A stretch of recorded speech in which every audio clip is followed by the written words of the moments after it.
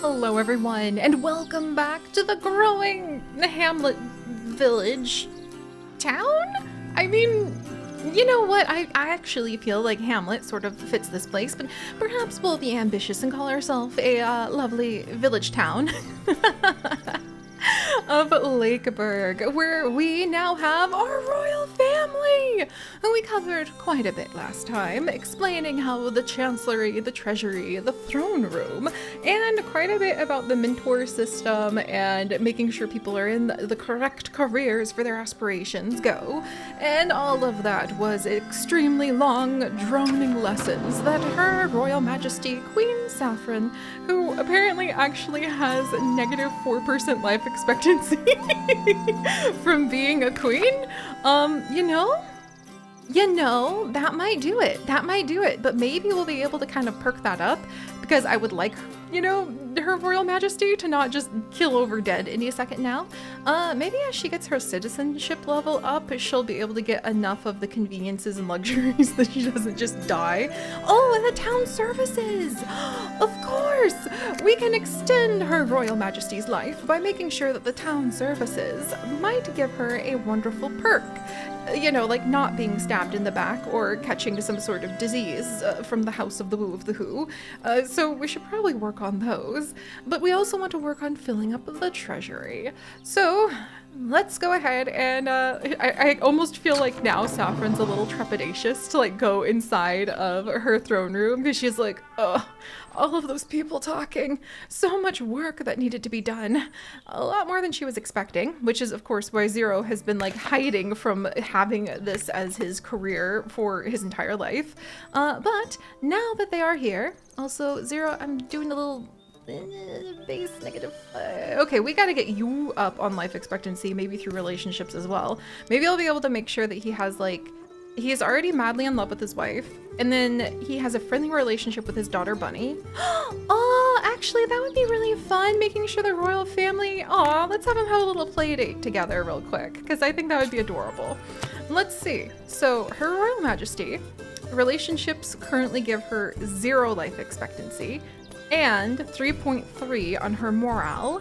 Let's see, since she's already madly in love with her husband, if little Princess Bunny, playing in the gardens with her royal parents before they have to go in and do their royal duties of listening to a lot of petitions. Let's see if maybe becoming her friend will make our life expectancy and morale go up for the royal family. So we're going to use the hearts that have been collected across the kingdom to go ahead and just hang out with her for a minute. Relationship grown to loved one. Aww. Okay, and so then when villagers are mentor and student, the production time is 10% faster, I think. Yes, 10% faster, which is what negative 10% means, ironically. And their morale will go up a bit, and their production time, relationship affinity, that's really cute. I love being able to try to make everybody slightly better friends. So now they're confidants. So they are confident. So they have the feeling confident.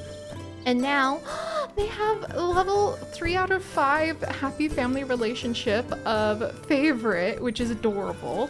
And then let's see. No, not dejected. Okay, confident. Okay, ooh, and we're up to confidant. There we go. No wonder I got confident and confidant mixed up. And then inspired by each other, and we're out of hearts. So did that do anything? Oh, it did raise our morale. It did not raise our life expectancy though. Huh. Well, at least Her Royal Majesty got to spend a little bit of time. She's feeling a bit dejected, but confident, inspired. Okay, maybe that'll all balance out. Wow, I didn't know that that's how that worked. So if we actually have people hang out and they get these little life boost from each other, that actually affects a lot more than I realized. Oh, wow. Okay, we'll pay more attention to that. But all right, now that the royal family has gone ahead and had a little bit of time to be able to visit with one another, let us turn our attention to the matters of the kingdom. And today, the matters of the kingdom are going to include making sure that we gain enough of the resources that we need, preparing to build more town services, because Her Royal Majesty would really like to make her royal money go up, and she has been encouraged by even her husband, who usually is like hiding behind somewhere trying to escape everybody making him tell them what to do, that maybe a school would potentially help. And also, we have a problem of a leather shortage that we have been facing, and that's kind of a bit of an issue. However, rather than go ahead and work on our leather efficiency, hire counselors, which really I think might just involve Zero like running into the library and accidentally knocking down a book that said, by the way, maybe you should get a butcher shop. But her counselors, livestock farm, have suggested that perhaps it would behoove the kingdom to be able to go ahead and have a livestock farm, sorry animals, instead of continuing to use the hunter's area, because the hunting, and perhaps it just would not produce quite as much resources as actually having a reliable, semi-predictable source of bean leather? I don't know, can I pretend that's bean leather? Just for fun. But in order to get some of this leather, oh my gosh, because they call like fake leather pleather sometimes, so like pleather, oh no. Okay, sorry, okay, I'll focus. In order to get more of the bean leather from the bean farm, I'm sorry, I just think it's really cute. We need to first get a harvester's barn where people who are interested in food and also strong will be able to gather plenty of, are interested in nature and also smart, will be able to gather fruits for us, which would be wonderful. I just don't really know what the harvester's barn does, but it would also use up that massive amount of wood that our lumberjacks keep telling us we have plenty of, so let it be done! And now's the moment where the queen remembers, oh wait, do we have anybody who could be a good gatherer? That's so cute though, I love this little house. Oh, I almost want to like rebuild it in zoo crafting because it's just so adorable. I'm a bit of a sucker for cute little like garden houses though. The harvester's barn produces fruits and also has the most adorable background ever. Oh my gosh. Okay, so what do we use fruits for? Does anyone know? Lelina, our farmer, could come over here. Mars, our rat trainer, would like to maybe change careers. We might think about that. There's a lot of people who could actually be good gatherers. Like it's usable by the rodent nest, but like that's it. So I'm not really sure what to think about that. But now that we have built the harvester's barn and the queen has to go ahead and figure out who's going to work there, let's also see if we can get the livestock farm so we can start working on gathering the leather. Oh my gosh, we can. For 8 wheat. Oh, those builder's tickets are ridiculously amazing. Like 8 seeds, a couple pebbles, and to be fair, 107 wood. Later. Oh, look how cute they are! This is why we definitely aren't using the cows and the sheepies to make a bunch of leather. We're using bees. They're just too cute. But so this can become a multi-purpose building where we can start getting leather if we upgrade it. And then if we upgrade it even more with some of the investments of the gold from the kingdom, then we'll be able to increase the efficiency. We'll have to wait again in order to be able to upgrade it even more. But perhaps this will actually be a better outcome than going ahead and just having our hunters constantly hunting. So Penny, one of our farmers, Honey, our baker, and Mel, our innkeeper, all would be good at running the livestock farm. How are we doing on resources? Pretty good on farming. So we'll go ahead. Nolina, I think, is training a bunch of people right now. Yeah, she's actually like a top level mentor over at the farm. So we'll leave her with that duty because she needs to teach all of the children how to make sure to plant the seeds properly. And instead we will invite over Penny from the farm to come and gather, wow, that's a lot of animals, to come and gather the, okay, that's not as much as the hunting, unfortunately, but at least it's multi-purpose. What she can from our brand new livestock farm. Yay! And then our harvester's barn, we'll go ahead and we will have rat trainer Mars. Mars, what's your personality like? Coward, humble, energetic. She is very efficient because we have the peasants being super happy in our community. And she doesn't want to be a rat trainer, so she's not very good at it because you also need leadership for it. She would be oh my gosh, she's 96.9 on nature. She's 90%, like 96% out of 100 on nature. Okay, Mars, I need to like get you over there. Oh, and Mars, you're from like Latte and Ember, who were some of our very first ever, very first ever actually. Oh good, I thought that Lynx was your ex for a second because it's right next to there, so I was very confused. There we go. I was trying to say concerned and confused at the same time and ended up with like confirmed. Oh good, okay, so we'll have you come over. You can escape the rats and you can be thrilled to be a gatherer. You are like amazing and it meets your aspiration. You're gonna be gaining so many apples. Oh, and we have a couple kids. Oh, Solara and Aslan, who need to go ahead and find their mentorships as well. And that will lead us to one of our next things that we are going to focus on. But for now, losing our rat trainer did make it so that now our villagers are more apt to get a cold because we don't have somebody controlling the rats. But the good news is that Sky Stoneberry, the treasurer, happens to be in need of a new life partner since his husband, Jurassic Berry, did indeed die of, I think Jurassic Berry like choked on something, but maybe he was also old. I wish I kind of told you like how they died because I think that would be sort of interesting. But alas, all we can see is just like the inheritance that Jurassic Berry has left behind. So Sky, do you happen to know anybody who would be good for one of the many positions?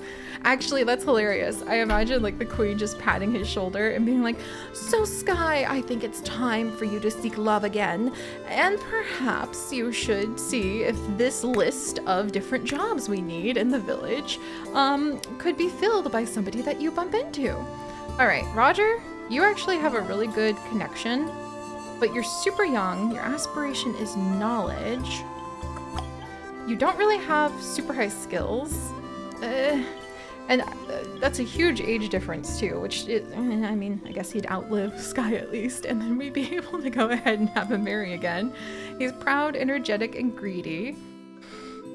We don't have the teacher position open just yet. He could work as a prankster, but no, I just don't think that one's fitting. And then let's see. So Christoph would move in, but he would be a gatherer. Dang it, yeah, nobody really fit for Sky.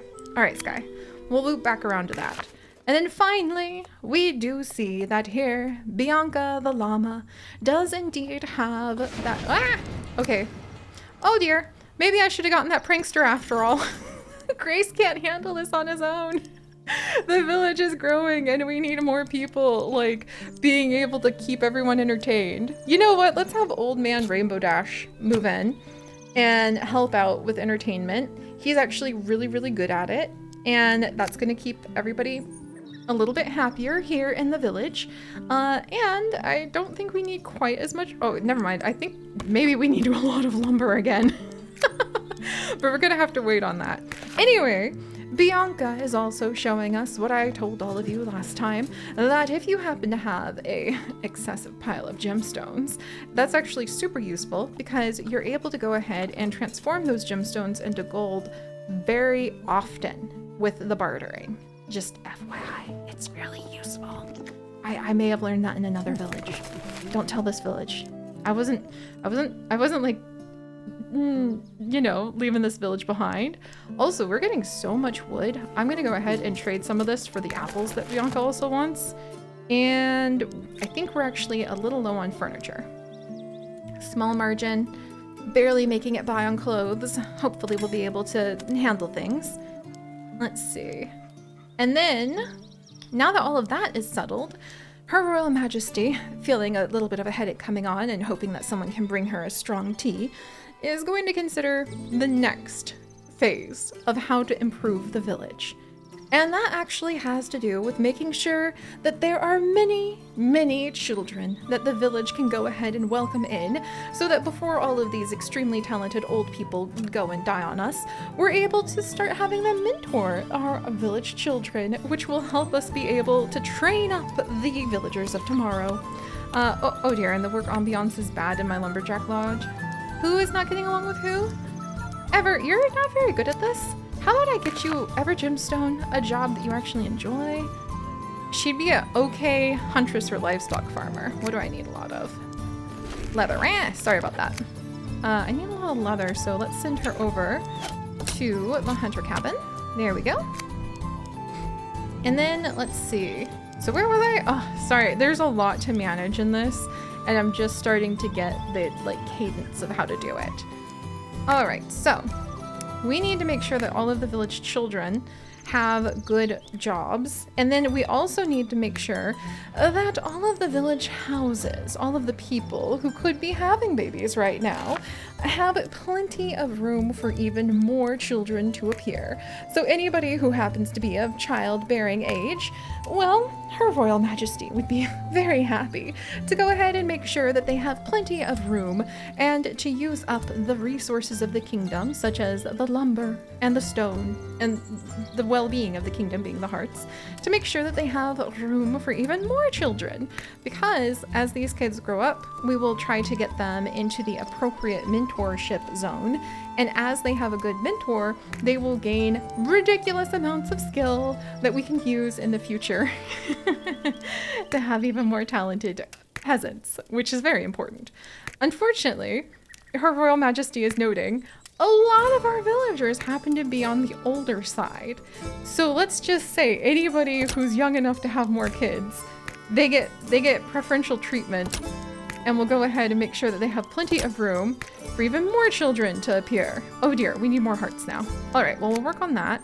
We need to name a bunch of the babies when I pull up the Patreon name list in a bit, but let me finally put these children where they belong and show you guys what I mean when I was talking about having the kids be in the right aspiration so they can gain their skills faster. Right now, little Solera Bell here could make an excellent seamstress or a fairly decent carpenter, kind of really split between both. And I think because we're always struggling to keep up with the clothes, we're gonna pop over and we're gonna have an apprentice seamster. So if we have Solera come and be with Sister, Sister has 3 out of 5 stars as a seamster and 5 out of 10 intelligence. So that means that kind of literally right down the middle on both things. And if we have Sister train them, then Solera would have 1.16% upgrade to their crafting skill and 12% upgrade to their crafting aspiration. However, if we have Evergreen, who has a little bit more intelligence and a little bit more skill, train them, then let's see. Yeah, then there's a bit more of a gain. Not much, because Evergreen and Sister are actually kind of even for that, but there's a bit more of a gain. Also, while we're here, since we're struggling on clothes and things, let's upgrade the efficiency of getting lots and lots of those clothes produced. Meanwhile, for little Aslan, it looks like being a jeweler or a mason would actually be useful for them. And because they really want to do something that has to do with physique, then let's see, athletics. And mason would be dexterity. Jeweler would be charisma and precision work. They actually have a good lineup for being a jeweler. So Aslan, let's just see. We're just gonna try this out. If we did have you come over and work with Phoenix, who does already have a student that he's training, would you potentially change your aspiration? No. So since you wouldn't do that, don't worry, little Aslan. You actually want to go ahead and become a mason? Well, I always need people to work in the mines. I'm not gonna lie. The children yearn for the mines, says the eldest meme that I know. And there we go. By having Taz, oh dear. Actually, let's have Touch Cats. There we go. Touch Cats, who's really good, fairly good as a mason and fairly intelligent. Train up little Aslan. We will have more athletic skill and more aspiration. And if we can get that aspiration maxed out, then we're gonna have a much more talented child. Phew! So, Now that I've yammered everyone's ears off about that, at least we have covered it enough that I feel quite confident that you guys kind of get it. And then when I'm sort of like rocking and rolling, quite literally, because apparently we've got some rocks to collect with our villagers in the future, you'll understand why I assign the different people to different jobs or the different children to different mentors. Oh, phooey, I haven't even talked about how like the mentor-student relationship thing gets a huge boost either. You know what? The queen's done.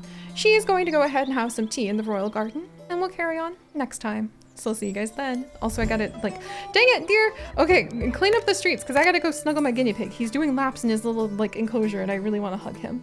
Clover! He's the cutest baby in the world. Look at you go!